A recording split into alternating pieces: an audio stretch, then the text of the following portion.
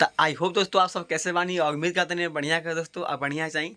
और दोस्तों मैं आप सबके बीच में एक बहुत प्यारा सा सॉन्ग लेकर आ रहा हूँ दोस्तों। आपको वीडियो अच्छा लगे तो प्लीज़ लाइक शेयर कमेंट कर जा और अपने भाई के सपोर्ट कर जा ताकि आपकी वीडियो कैसा लगा दोस्तों और कमेंट में जो भी बताया जाए।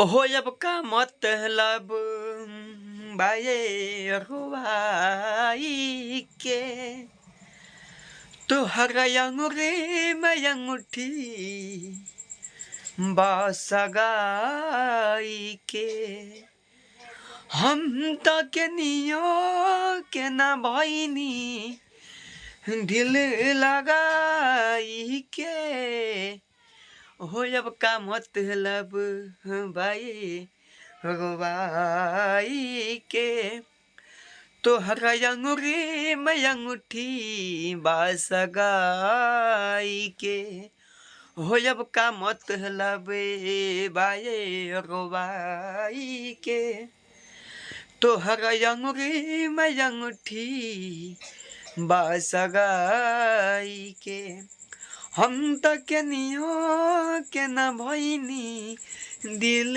लगाई के हो जब का मतलब बाये अगवाई के तो हर अंगूरी में अंगूठी बासगाई के।